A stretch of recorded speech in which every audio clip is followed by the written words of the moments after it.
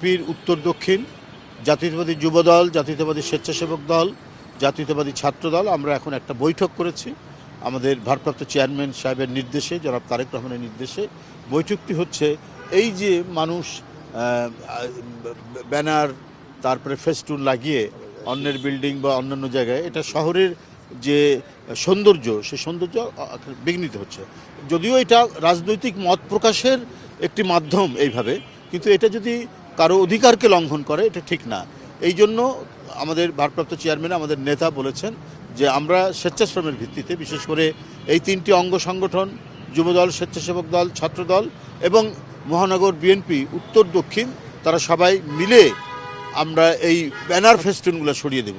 ম্যাডামের যেটা শোকের যে ব্যানারটি আছে এটা হয়তো আরও আমরা কয়েকদিন রাখবো, কিন্তু এছাড়া অন্যান্য যে ব্যানার আছে আমরা এটা পরিষ্কার করে দেব সারা ঢাকাব্যাপী। আমরা এটা দায়িত্ব ভাগ করে নিয়েছি, আমাদের নেতৃবৃন্দ দায়িত্ব ভাগ করে নিয়েছে। কারণ একটি উন্নত এবং সভ্য দেশ, সেখানে একেবারে রাস্তার দুই ধারে বিল্ডিংয়ে অন্য মানুষের বিল্ডিং, যেটা পার্টির বিল্ডিং না, অন্য মানুষের বিল্ডিংয়ে বা যেখানে সেখানে যত্রতত্র ব্যানার, একটা যে কোনো ইস্যুতে, যে কোনো রাজনৈতিক কর্মসূচিতে আমরা অনুরোধ করে সেখানে ব্যানার লাগাতে পারি, কিন্তু যখন কর্মসূচি শেষ তখন আমাদেরই দায়িত্ব হচ্ছে সেটা সরিয়ে দেওয়া।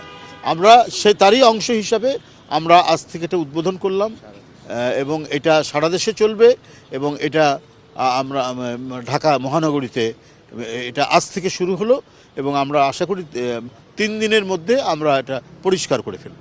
আর আজকে রাষ্ট্রীয় জাতীয় পতাকা হাফ মাস্ট এবং দলীয় পতাকা হাফ মাস্ট, যেটা অর্ধনমিতকরণ, সেটা আজকে জাতীয় পতাকাটা শেষ হয়ে যাবে, কিন্তু দলীয় পতাকা অর্ধনমিতকরণ এটাও 5ই জানুয়ারি, অর্থাৎ আমাদের যে ঘোষিত 7 দিনের কর্মসূচি সেটা শেষ না হওয়া পর্যন্ত এগুলো থাকবে। এই কর্মসূচির অংশ হিসেবে চলছে এবং সারা বাংলাদেশে তাদের সুবিধা অনুযায়ী সেটা বিভিন্ন ওয়াক্তে, সেটা কি বলে জোহর হতে পারে, আসর হতে পারে, মাগরিব হতে পারে, এশা হতে পারে, তাদের সুবিধা অনুযায়ী তারা আজকে দোয়া এবং মিলাদ মাহফিলের আয়োজন করবে।